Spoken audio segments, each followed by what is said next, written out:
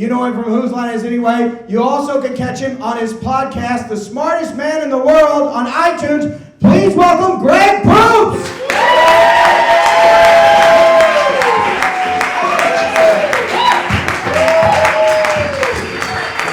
For the top cast show so far, huh? Okay. Let's hear it for me more. There seem to be more. Oh, look, I've got a marquee and everything. Awesome.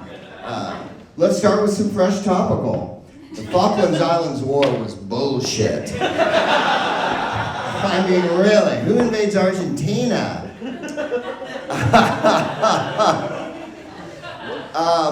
I think that California, first of all, let me say, to me, there's California, and then there's the other thin sliver on the other side of the country, and then there's that other part of this that we call America.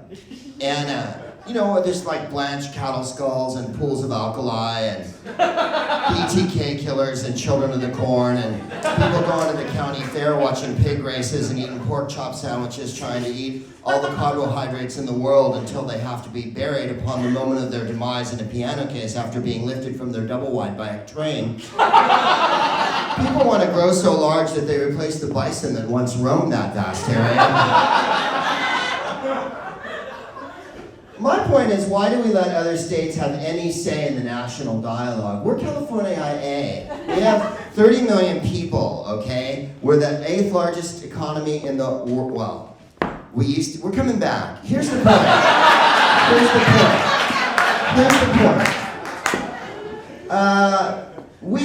If we have a big swinging pair of cojones that clang together and lightning shoots out our ass like Zeus, right? I mean, if we were a country, we'd be invading Portugal every weekend just for the fun of it. And yet we let other states make decisions, and I'm not down. For instance, when the entire country votes in a national election, California IA is the last state that gets to vote, right? By the time we vote, it's already over. And yet, they let people in South Dakota vote. First of all, you've chosen to live in South Dakota. You willfully reside there of your own free will and volition. You're a shitty decision maker. There's no reason you should be allowed to participate in my beloved democracy if you were going to insist upon living in a place where my understanding is it's not a prison camp. It is, in fact, a state near another state, and you could leave anytime. Surely someone has a rusty truck with "Yo" painted on the back. Couldn't you all jump in that and head for some cultural megalopolis like Iowa or something? And I don't want to vote the way they vote in South Dakota. I don't want to throw a stone into a ring of fire.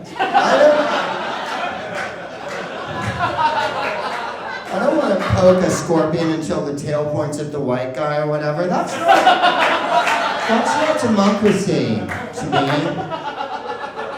me. It may not have escaped your attention that this Joe Biden that we currently enjoy as our vice president is from a place called Delaware.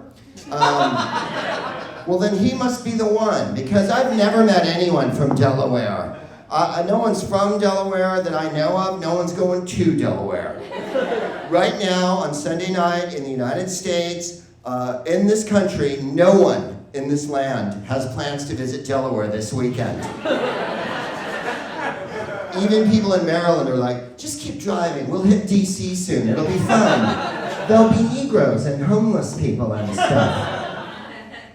Delaware is infinitesimal, it's tiny, it's an exhalation, it's an apostrophe, it's a semicolon, it's a pause. There are elements in the high 200s of the periodic table that last longer than Delaware. It's a Hummel figure. There's adhesive on one side of Delaware, that's how small it is. It's Rhode Island without the mafia, okay? When you drive into Delaware, you have to go, mate. That's how fucking small Delaware is. It's the size of a square on a chessboard.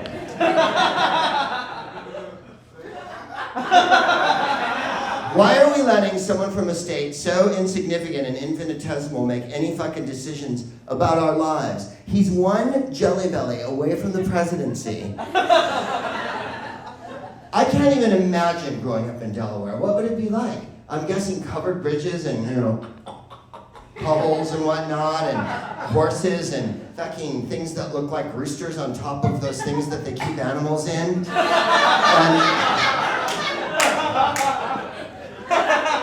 barf! Begin barfing now. I would kill myself if Revolutionary War reenactments. I'm almost certain they have them there. People in cocked hats with a plume in it, with a bayonet and whatnot, and someone's churning butter. The most punishing field trips ever visited on children are from Delaware. No one wants to watch someone polish brass. I would kill myself if I grew up in Delaware. I would take my own life. I would take a Pepperidge Farm Mint Milano and I would drive it into my forehead. That's the ritual seppuku of Delaware. You take a Pepperidge Farm product and you insert it into your cerebral cortex until the pain of being from Delaware fucking stops for 2 seconds. We get a bad rap, the United States, because we're narrow, fascist, puritanical, warmongering fucksticks with not 2 lobes to rub together. But I'm telling you something, despite all the wars we got going on in the world, and a president with a peace prize who has another war going, which is an awesome way to celebrate a peace prize, the world's gonna miss us. That's all I have to fucking say. They can bitch all they like about America and how we blow and whatnot, and we're brutal and we don't know how to make a decision and we invade any place that has the potential of oil. Never mind the fucking reality of oil. When China takes over the world, people are gonna be fucking crying and missing us. I guarantee you. When you wake up in 5 years' time and a whistle goes off at 4:45 a.m. and all the loudspeakers in the town go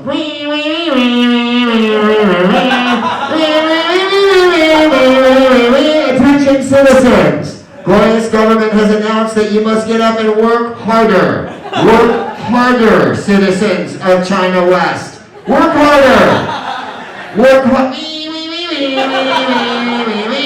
Government great, according to recent government survey about the government. People are going to be like, fucking Bruce Willis was a good actor.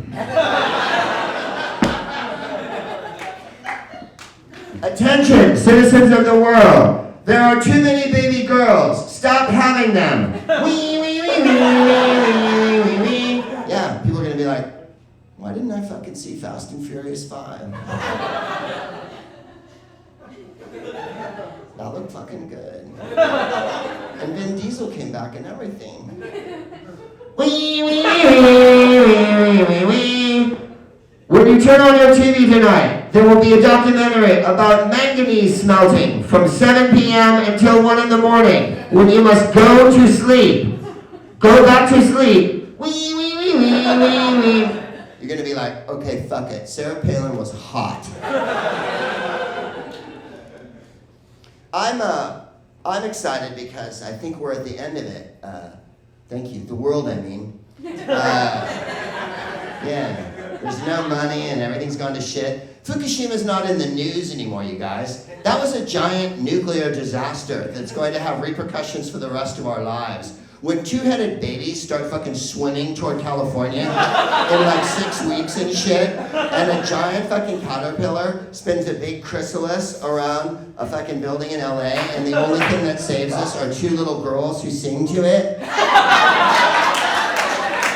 you're gonna realize how important this was. But there's one advantage to all of this, and that's that when your grandparents start in about how hard the old days were, you can tell them to fuck straight off. Because these are the bad old days. I guarantee you, however bad it was in the old days, it wasn't as bad as it fucking is now. Because how much was gas in the old days? What, 25 cents and shit like that? Yeah, $4.95? Try that on, Grandma. I mean, you had a radio. You got to use your imagination. I have to play fucking Angry Birds to get people to like me and stuff. And I had to pretend I even know what Angry Birds was just to write that joke, ladies and gentlemen. Because I read books and shit and have friends.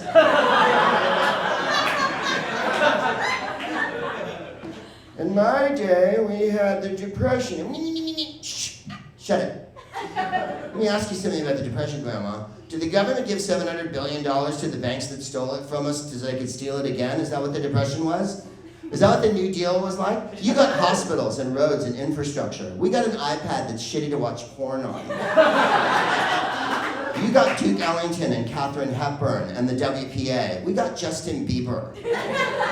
We're coming up short on the cultural ledger. Well, on my day, we had World War II. Chaussette dans la bouche, grand-mère. World War II was easy peasy lemon squeezy. First of all, you knew precisely who you were fighting because it was clearly labeled on the war. The world. Our last president, Caligula, and yes, we're lucky he didn't appoint a horse to the Senate before he left, told us we were fighting evil and evildoers. That's a little more complex, wouldn't you agree, grandmother? Evil and evildoers? How do we know when we're done? When Frodo throws the ring into the volcano? Thank you very much and good night, ladies and gentlemen.